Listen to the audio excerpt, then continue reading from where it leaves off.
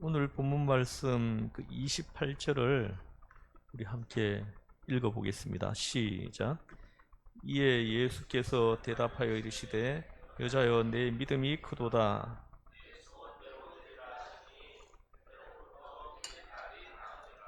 아멘. 여기 보십시오. 여자여 내 믿음이 크도다. 내 소원대로 되리라 하십니다. 내 믿음이 크도다. 헬라어로는 메갈레 피스터스입니다. 여기서 메갈레는 우리가 흔히 사용하는 메가톤입니다. 이를테면 우리가 메가쓰나미 이렇게 말하잖아요. 또 부자도 웬만한 부자는 갑부라고 하고 더 큰 부자는 거부라고 합니다. 이와 같이 이 크다는 것에도 조금 큰 것, 더 큰 것, 엄청난 큰 것이 있겠는데 여기서 메갈레라고 하면 가장 큰 것, 위대하게 큰 것을 뜻한다고 하겠습니다. 그 믿음에도 큰 믿음이 있고 작은 믿음이 있습니다. 메갈레 피스투스, 즉 내 믿음이 위대하다라는 뜻입니다. 예수님이 이 여인을 향해서 너의 믿음이 참 위대하구나 이렇게 말씀하시는 것입니다. 여러분은 어떻습니까? 여러분은 믿음이 어느 정도입니까? 예수님이 여러분들에게 여러분의 믿음을 어느 정도로 이렇게 평가하실 것 같습니까? 이제 여기서 이 가나안 여인의 믿음을 한번 살펴보겠습니다. 여기에는 몇 가지 특징이 있습니다. 본래 이 사람이 어떻게 믿음을 가지게 되었는지 모르겠지만 오늘 본문을 통해서 알 수 있는 점이 있습니다. 그것은 아마도 이 여인이 소문을 듣고 예수님에 대한 믿음을 갖게 되었을 것이다 하는 것을 얼마든지 짐작을 해볼 수 있습니다. 자기가 직접 예수님을 체험한 것은 아니지만 소문에 들리기를 나병 환자도 고치고 중풍병자도 고치고 귀신도 쫓아내고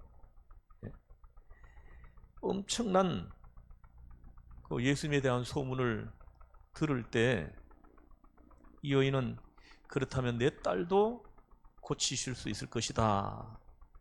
내 딸도 고치실 것이다. 이 믿음이 생겨난 것입니다. 이 여인은 소문을 들으면서 믿음이 생겨난 거예요. 그래서 여러분들은 소문을 좀 많이 내야 됩니다. 여러분을 통해서 소문을 들은 사람들이 믿음이 생겨나서 예수님을 찾게 될 것입니다. 또 한 가지는 가나안 여인임에도 불구하고 상당히 성경적인 믿음을 가지고 있다는 점입니다. 정말로 놀라운 부분이에요. 이 부분이 22절을 같이 한번 읽어보겠습니다. 시작. 여자 하나가 그 지경에서 나와서 소리질러 이르되 주 다윗의 자손이여 나를 불쌍히 여기소서 내 딸이 흉악하게 귀신 들렸나이다 하되 합니다. 여러분 보십시오. 다윗의 자손이여 합니다. 이 가나안 여자의 입에서 나온 말이에요. 이 다윗의 자손이여라는 말은 그리스도의 왕권을 의미하는 것으로 곧 메시아의 또 다른 칭호입니다. 즉 다윗의 자손이여라는 고백은 누구나 쉽게 할 수 있는 고백이 아닙니다. 예수님을 향해서 다윗의 자손이여라고 했다는 것은 곧 당신은 메시아이십니다 하고 고백을 하는 것하고 똑같습니다. 베드로가 신앙 고백을 할 때에 어떻게 했습니까? 주는 그리스도시요 살아계신 하나님의 아들이십니다.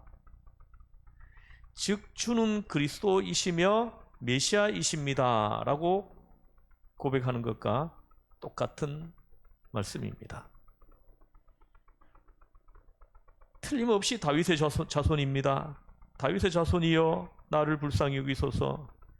이 여인은 예수님을 메시아로 부르고 있는 것입니다. 놀라운 고백이에요. 병 고치는 분 혹은 마술적 능력을 행하는 사람으로 보는 것이 아닙니다. 예수님은 메시아이므로 모든 문제의 해결자이시여 만 백성을 구원하러 오신 분이십니다. 따라서 예수님 앞에서는 모든 문제가 해결될 것이라고 이 여인이 지금 믿고 있는 것입니다. 할렐루야. 다시 말해서 예수님을 단순히 의사로 보는 것이 아니고 하나의 이적을 행하는 마술사로 보고 있는 것이 아닙니다. 이것은 매우 큰 믿음입니다. 예수님을 메시아로 믿고 있다는 것, 이것이 오늘 말씀에서 매우 중요한 것입니다. 그래서 예수님께 나아가기만 하면 이런 문제, 저런 문제, 어떤 문제라도 해결될 수 있다는 것을 전제하에 예수님을 메시아라고 부르고 있는 것입니다. 그래서 이 여인은 내가 주님 앞에 가기만 하면 나의 문제도 해결받을 수 있다 하는 고백입니다. 이 메시아적 신앙을 가지고 예수님 앞에 나와왔다는 것, 이것이 이 여인의 기본적인 신앙입니다. 참으로 귀한 신앙입니다. 또 하나 주의해서 살펴봐야 할 점은 이 사람의 신앙의 동기에 상당히 원색적인 데가 있다는 것입니다. 그것은 동기가 모성애라는 것에서 나오고 있기 때문입니다. 이 모성애가 엄청납니다. 이 본문을 자세히 보고 좀 더 깊이 캐어보면은 내 딸을 불쌍히 여기소서 하지 않습니다. 보십시오. 22절을 보십시오. 나를 불쌍히 여겨주소서 이렇게 얘기를 합니다. 나를 불쌍히 여기소서. 내 딸을 불쌍히 여겨주소서 하지 않고 나를 불쌍히 여겨달라. 또 25절에도 보면은 주여 저를 도우소서 이렇게 말을 합니다. 내 딸을 도와주소서 하지 않고 저를 도와달라고 지금 예수님께 매달리는 것입니다. 지금 딸은 그 자리에 와 있지도 않습니다. 어디에 있는지도 모릅니다. 어디 가서 무슨 미치광이 짓을 하고 다니는지 모릅니다. 제 딸이 불쌍합니다. 도와주소서 하는 것이 아니라 귀신 들린 딸을 가진 엄마의 이 비참한 모습을 불쌍히 여겨주세요 하는 것입니다. 사실 귀신 들린 딸이야 남들 보기에 좀 딱하지 본인이 뭘 알겠습니까? 세상 모르고 소리 지르며 돌아다니는 것이죠.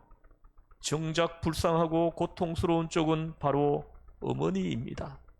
정신병자를 가진 엄마의 마음, 이로 인해서 예수님 앞에 지금 울부짖고 있는 것입니다. 나를 불쌍히 여겨주세요. 이로 인하여 예수님 앞에 나왔습니다. 나를 불쌍히 여겨주소서. 이 엄마를 불쌍히 여겨주소서. 그 아픈 가슴을 불쌍히 여겨 달라는 것입니다. 인천에서 목회했던 어느 목사님께서 쓰신 책을 읽어봤는데 그 책에 나오는 이야기입니다. 그 목사님이 어느 날 어느 집을 신방을 가셨는데요. 그 집 내부는 인격적으로도 훌륭하고 가정도 대단히 좋아서 그 남부럽지 않게 사는 그런 가정이었습니다. 그런데 그 가정에 딱 한 가지 걱정이 있었습니다. 이 부부에게는 참 귀여운 어린 아들이 하나 있는데 근데 그 어린 아들이 소아마비였습니다. 그래서 그 어머니는 그것을 치료해 보려고 얼마나 애를 썼는지 여러 병원을 다니며 치료란 치료는 다 해보았습니다. 목사님이 신방을 갔을 때에도 막 병원에서 물리치료를 받고 왔다고 하시면서 목사님, 저 애가 글쎄 오늘 조금 걸었답니다 하면서 기뻐합니다. 여기까지면 좋았을 뻔했는데 그 신방을 함께 갔던 집사님 한 분이 걷는 것을 한번 보여달라고 했어요. 그래서 아이는 발에다가 새로 만든 딱딱한 것을 대고 목발을 짚고는 간신히 몇 발짝 떼어 놓았습니다. 그러나 이리 와라 이리 와라 하는 소리에 몇 발짝 더 걸으려던 아이는 그만 쿵 하고 쓰러져 버렸어요. 순간 어머니가 목을 놓아 울음을 터뜨립니다. 아이를 부둥켜 안고 엉엉 우는 것입니다. 너무 속상하고 안타까워서입니다. 참 뭐라고 해야 할 말이 없었다고 합니다. 오늘 본문에 나오는 이 여인의 간구를 들어보십시오. 나는 정신병자 아이를 가졌습니다. 이것 때문에 내 인생은 화평이 없습니다. 이것 때문에 남편과의 사랑에도 문제가 있습니다. 모든 사람이 나를 비웃습니다. 나는 지금 내 딸 때문에 말할 수 없는 고통을 당하고 있습니다. 이 불쌍한 엄마를 주여 불쌍히 여겨주소서. 이렇게 엄마의 아픈 마음을 예수님께 호소하고 있는 것입니다. 어쩌면 자기 자신을 위한 병이라면 이렇게 간절하지 않았을지도 모릅니다. 그러나 딸을 사랑하는 간절한 엄마의 마음이 이같이 간절하고 절실한, 절대로 물러설 수 없는 믿음의 사람이 되게 했던 것입니다. 많은 시험, 많은 굴욕을 개의치 않습니다. 다 극복합니다.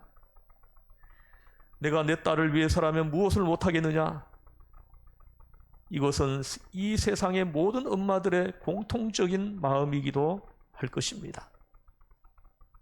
다시 말하면 자식을 사랑하는 뜨거운 마음이 이토록 간절한 믿음의 여인으로 만들었다는 것입니다. 너무나도 애를 많이 썼습니다. 그러다가 마침내 예수님께 나오는 것입니다. 또 하나 우리가 명심해야 하는 것은 이 여인의 신앙이 처음에 비하여 시련을 겪는 과정에서 점점 더 강해졌다는 것입니다. 그것은 당연한 것입니다. 처음에 출발할 때는 믿음이 시원치 않던 사람도 자주 시련을 겪고 어려운 일을 거듭 겪는 과정에서 믿음이 상승작용을 해가지고 점점 더 굳어지는 것입니다. 내가 처음 어떤 문제를 놓고 기도할 때 그 믿음과 하나님 앞으로 나아가면서 이런저런 시련을 겪고 난 연후에 믿음을 비교한다면 후자의 경우의 믿음이 더 굳습니다. 더 단단해요. 거기에다 핍박을 받게 되면 더욱더 굳어집니다. 핍박과 함께 성장하는 신앙, 환난과 함께 점점 내용이 충실해지는 신앙을 보면서 우리는 많은 것을 생각해야 합니다. 신앙도 생명력이기 때문입니다. 여러분, 가만히 놓아두고 안일해지고 만사가 다 편안해지면 어떻게 됩니까? 사람들은 시간이 많아지고 여유로워지면 그만 노곤해져서 잠들어 버리고 합니다. 쉬고 쉬다가 끝내는 썩고 마는 것입니다. 그런 의미에서 좀 환난과 핍박이 좀 있는 것이 우리 신앙적으로 볼 때는 훨씬 더 유익합니다. 그래서 조금 빡빡하게 사는 것이 좋을 것 같습니다. 여러분은 어떻습니까? 위대한 사람의 경우는 모르겠지만 보통 사람은 무사 안일하면은 안 되는 것입니다. 아무래도 일거리가 있어야 됩니다. 시험거리, 핍박, 환난도 좀 있어야 합니다. 그렇지 않습니까? 같은 사람이라도 성공할 때와 실패할 때를 비교해 보십시오. 실패할 때가 더 간절하고 건강할 때와 병들 때를 비교하면 병들 때가 얼마나 더 진실해집니까? 똑같이 기도를 한다 해도 절박한 문제가 있을 때와 없을 때는 다른 것입니다. 계속 시험을 당해야 되는 것입니다. 이것은 매우 중요한 부분입니다. 우리가 신앙생활을 함에 있어서. 곽시성을 가진 어느 분이 어렸을 때부터 예수님을 믿었던 것이 아닙니다. 근데 이분이 이제 결혼을 했는데 예수 믿는 사람을 만나서 결혼을 했어요. 그런데 이분이 예수를 믿는 부인을 만나가지고 살면서 부인의 그 전도를 받아가지고 예수님을 믿게 되었습니다. 그래서 그분은 예수님을 잘 믿었고 40이 넘어가지고 그 받은 은혜가 너무 커서 신학대학까지 갔는데 문제가 있었습니다. 문제는 다름 아닌 아내였습니다. 처음에는 아내가 자신이 예수 안 믿을 때는 남편을 전도하려고 열심히 새벽 기도도 하고요. 철야 기도가 아주 밤을 새워가면서 남편 영혼 구원을 위해서 기도하고 남편 구원 문제를 놓고 밤낮 기도하던 아내였는데 내가 예수님을 믿게 되고 내가 은혜를 받아서 열심을 내니까 그때부터는 아내가 새벽 기도를 어느 날부터 안 하더랍니다. 또 주일 오후 예배도 안 참석하고 요새는 오전 예배만 간신히 나오는데 핍박이 없으니 이렇게 시들시들해지더란 것입니다. 사도 바울도 보면은 고린도후서 12장에 보면은 하나님 앞에 육체의 가시를 빼달라고 3번이나 간절하게 나를 잡아서 기도했다고 나옵니다. 사도 바울에게 이 육체의 질병이 있었다는 거예요. 그걸 고쳐달라고 그렇게 간절하게 기도했는데 하나님은 안 고쳐주셨어요. 다른 사람은 손을 얹고 기도하면 병이 치료되는데 자신의 병은 안 고쳐지는 거예요. 그때 하나님이 그 바울에게 들려주시는 말씀은 내 은혜가 내게 족하다 하는 말씀이었어요. 사도 바울이 그 병을 고쳐지면 기도하지 않을까봐 안 고쳐준다는 거예요. 병이 있으니까는 하나님 앞에 늘 엎드려서 기도하는 겁니다. 아프니까.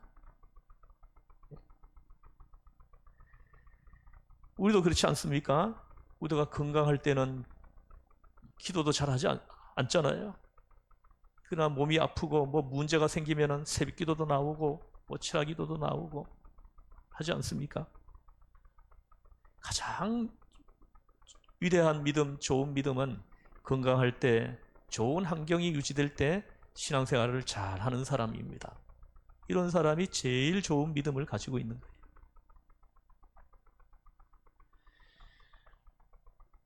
오늘 본문의 가나안 여인은 확실히 핍박을 받으면서 점점 강해지고 충실해지고 온전해지는 믿음으로 나아가고 있음을 볼 수 있습니다. 그러면 이 여인이 어떤 역경을 겪으면서 성장했느냐? 곧 역경을 극복하는 모습을 한번 살펴보겠습니다. 어떤 과정을 겪으면서 그 믿음이 위대한 믿음으로까지 커졌는지, 어떤 시험이 있었는지를 보겠습니다. 먼저 이 여인은 인종적인 차별을 받았습니다. 그 인종적인 차별을 극복했어요. 여러분 보십시오. 예수님 주위에 있는 사람은 전부 이스라엘 사람입니다. 근데 이 사람은 가나안 여인이에요. 천시받고 천대받는 여자입니다. 원래 이스라엘 사람들은 가나안 사람들을 근본적으로 종교적으로 무시해왔습니다. 전혀 자기들의 세계와는 관계없는 사람들로 여겼습니다. 인종차별이에요. 이방 사람들로서는 결코 극복하기 쉬운 문제가 아니었습니다. 근데 이 여인은 이 인종차별의 문제를 극복해가면서 믿음이 커졌다는 것입니다. 또 하나는 그가 여자라는 점입니다. 그 당시는 남녀 차별이 많을 때였습니다. 웬 여자가 소리를 질러댄다고 해도 거들떠 보지도 않습니다. 이 여인은 그런 무관심을 극복해냈다는 거죠. 극복하면서 믿음이 자랐다는 것입니다. 세 번째는 오늘 본문에 보니까 극복해야 할 또 하나의 중요한 문제가 있었는데요. 예수님의 침묵입니다. 여기 보십시오. 나를 도우소서 하는데 26절에 27절 어디를 보시냐 하면은 25절부터 한번 읽어보겠습니다. 시작. 여자가 와서 예수께 절하며 이르되 주여 저를 도우소서. 대답하여 이르시되 자녀의 떡을 취하여 개들에게 던지 마땅하지 아니라. 아멘. 그 앞에 또 보겠습니다.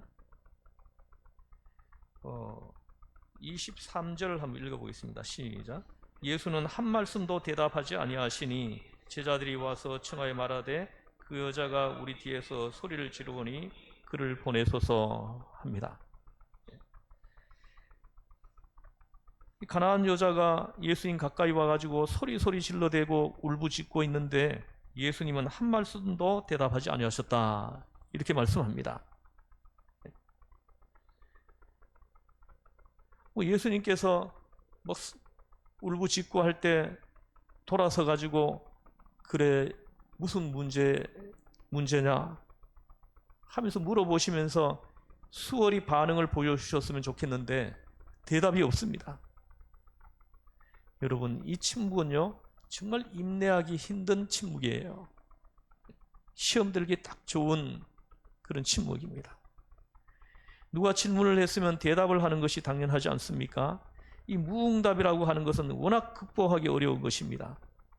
그러나 예수님의 이 침묵은 참으로 중요한 말씀이었습니다. 생각해보라고 하시는 말씀입니다.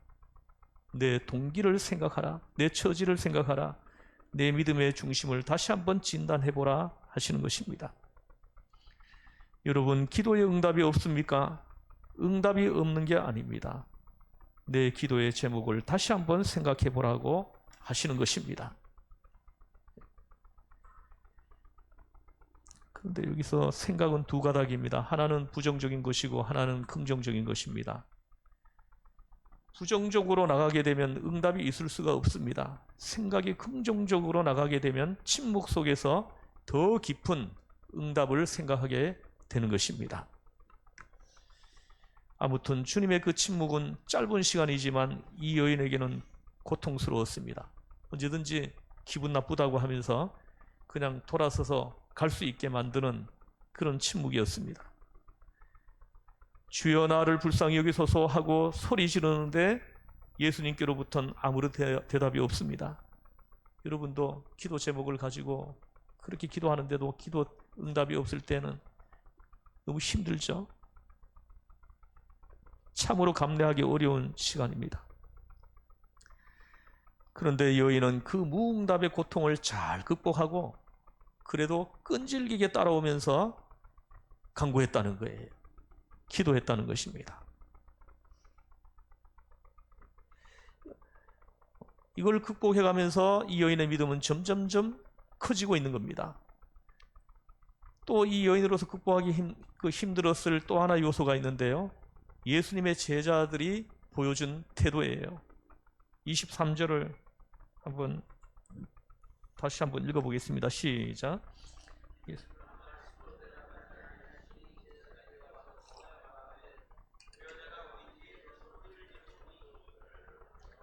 아멘. 여기 보십시오.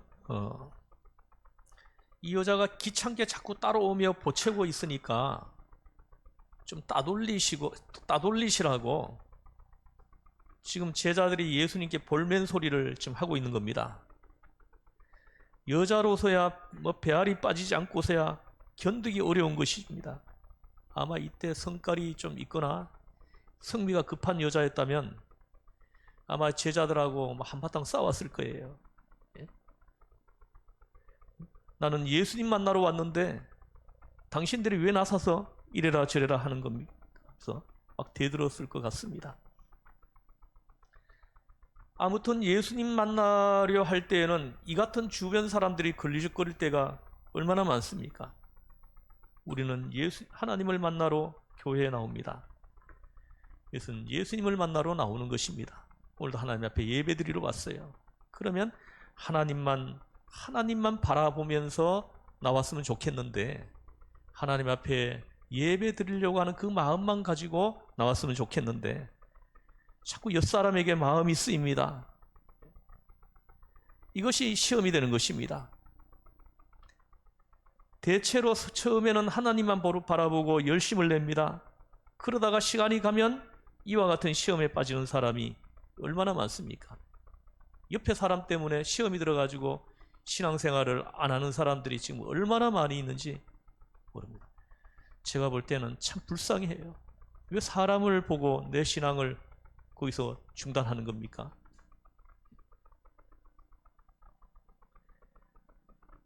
나는 처음이지만 이렇게 믿느라고 애쓰는데 옆에 기존에 있는 성도를 보니까 20년 넘게 예수를 믿었다고 하는데 어떻게 저 모양이지? 이러면서 막 또 이것도 시험이 됩니다. 또 먼저 믿는 사람들이 시쳇말로 폼을 잡을 경우가 있습니다. 텃세를 하는 경우도 있어요. 이게 또 걸리고 속이 상하는 것입니다. 사람을 무시하는 것만 같아서입니다. 이런 것들 때문에 교회에 나와가지고 신앙생활을 하려고 하다가 신앙생활을 멈춘 사람들 저는 많이 봤어요. 저는 그런 사람들이 참 불쌍합니다. 왜 사람들 때문에 걸리냔 말이에요. 이 여인은 이 모든 것들을 다 극복해내요.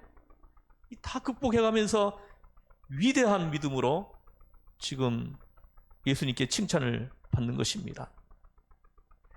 오늘 예수님의 제자들이 이 귀한 하나님의 딸을 가로막습니다. 낙심하게 만들고 있습니다. 한마디 해서 보내소서 귀찮습니다 하면서 투덜거립니다. 이 여인 주님 따라오기가 얼마나 괴롭겠습니까? 예수님의 제자라면 당연히 한 사람이라도 더 예수님 앞에 인도해야 할 것인데 오히려 따라오는 사람까지 내치려고 하는 것입니다. 어쩌다가 이러한 역할을 하게 되었는지, 어쩌다 이런 걸림돌이 되었는지 모를 일입니다. 여러분 중에도 혹시 이런 일이 혹시 과거에 있었다 하는 것이 생각나는 분이 있으면 회개하기를 저는 권면합니다. 한 사람을 실족한 겁니다. 실족하게 만든 거예요. 그런데 이 여인은 이 제자들이 보인 이 태도들, 이런 것들이 시험이 될 수도 있었지만은 이 여인은 이걸 다 극복했다는 거죠. 신경도 안 썼습니다. 오로지 예수님만 바라보고 예수님만 바라보면서 지금 계속 걸어가고 있는 것입니다. 또 하나는 이 여인이 극복하기 힘들었던 것은 24절을 보십시오. 24절 같이 읽어보겠습니다. 시작. 그래서 대답하여 이르시되 이스라엘 집에 잃어버린 양 외에는 다른 데로 보내심을 받지 아니하였노라 하시니. 보십시오. 이 말씀은 무슨 말씀입니까? 너는 이방 사람이다 하고 이방 사람으로 취급하는 거예요. 참으로 가슴 아픈 일입니다. 이 여자로서는 10중 8구는 좌절하고 말 수 있는 엄청난 시험인 것입니다. 참으로 괴로운 말씀입니다. 또 극복하기 힘든 또 하나가 있어요. 26절을 보십시오. 참으로 청청병력 같은 말씀입니다. 한번 읽어보겠습니다. 대답하여 이르시되 자녀의 떡을 취하여 기회들에게 던짐이 마땅하지 아니하니라. 참 이 말씀은 듣고 정말 참기 힘든 말이에요. 그런데 놀랍게도 이 여인은 그 말씀을 수용합니다. 저는 개보다 못한 사람입니다. 하고 이 말씀을 받아들이는 거예요.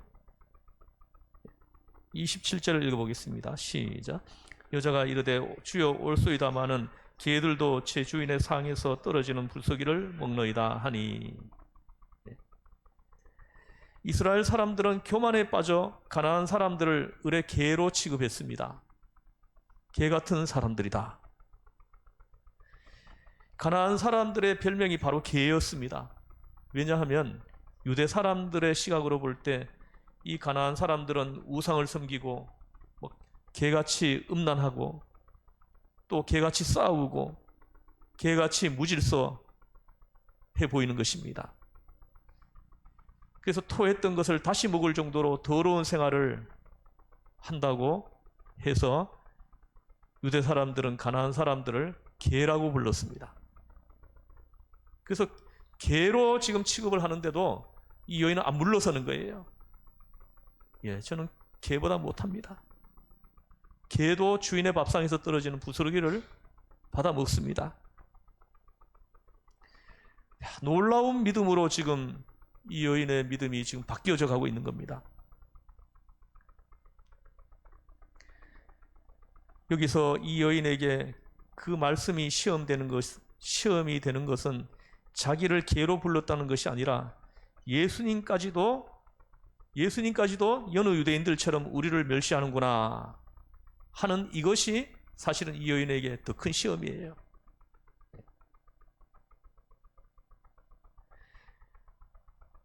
참으로 괴로운 일입니다. 다른 사람들이 나를 개 취급하듯이 예수님도 나를 개 취급하는구나. 아마 여기서 실족할 수 있는 그런 상황이에요. 그런데도 안 물러서요. 이 여인은 이것까지도 극복합니다. 우선 이 여인은 예수님이 무슨 말씀을 하시든지 실망을 하지 않습니다. 자신의 자격, 자신의 행위나 과거, 자신의 그 모든 것을 개의치 않습니다. 오로지 예수님만 생각합니다. 오로지 예수님만 바라봅니다. 예수님의 능력과 사랑과 긍휼만 쳐다보고 있습니다. 참으로 위대한 믿음입니다. 주변을 생각하지 않습니다. 오직 예수님만 생각합니다. 오직 예수님만 쳐다봅니다. 자신을 들여다보면 영락없이 시험에 빠집니다. 다른 사람을 쳐다봐도 시험에 빠집니다. 제자들의 눈치를 보면 더 시험에 빠집니다. 그러나 이 여인은 예수님만 쳐다보았습니다. 그렇게 앞으로 나아가고 있습니다. 끝까지 말입니다. 위대한 믿음입니다. 또한 이 여인은 많은 시험을 줄기차게 당하면서도 원망 같은 것을 하지 않습니다. 전혀 원망이 없습니다. 너는 개다라고 멸시를 하는데도 옳습니다. 옳으신 말씀입니다. 저는 개보다 못한 여자입니다. 엄청난 말입니다. 다윗도 시편에 보면 나는 벌레보다 못한 자니이다 하면서 그렇게 고백하는 말씀입니다. 완전히 낮아진 것입니다. 여러분, 모름지기 우리는 이 여인처럼 받아들여야 합니다. 너는 죄인이다. 예, 죄인 맞습니다. 저는 죄인입니다. 너는 더럽다. 물론 더럽습니다. 저는 얼룩투성입니다. 그러나 은혜는 받아야 되겠습니다. 나를 불쌍히 여기소서. 여러분은 이럴 수 있습니까? 마침내 이 위대한 믿음의 여인은 자신의 죄된 처지를 속속들이 깨닫고 지금 엎어지는 철저한 겸손을 보이고 있습니다. 예수님의 사랑 안에 있을 수 있다면 개가 되어도 좋다고 하는 지혜까지 드러내 보이고 있습니다. 참으로 지혜로운 여자예요. 27절을 읽어보겠습니다. 시작. 이에 예수께서 대답하여 이르시되 여자여 내 믿음이 크도다. 내 세원대로 되리라 하시니 그때로부터 그 딸이 나으니라. 예. 보세요. 여기까지 왔을 때 예수님이 비로소 말씀합니다. 여자여 내 믿음이 크도다. 메갈레 피스투스, 내 소원대로 되리라 하십니다. 예수님의 입에서 이 말씀이 나오는 순간 이 여인의 딸은 그 순간 귀신이 나가고 온전한 딸로 바뀌어졌습니다. 할렐루야. 이 은혜가 저와 여러분이 걸어가는 길에 항상 함께하기를 주에서 여러분 축원합니다. 예, 기도하시겠습니다. 하나님 아버지 감사합니다. 메갈레 피스투스, 위대한 믿음, 이 여자에게 허락하셨던 이 위대한 믿음, 이 믿음을 하나님 우리도 사모하게 하시고 우리가 사모할 때 이 위대한 믿음이 우리에게 임하는 놀라운 축복이 우리 모두에게 있게 하여 주시옵소서. 우리 죄에서 구원하신 예수님의 이름으로 기도드립니다. 아멘.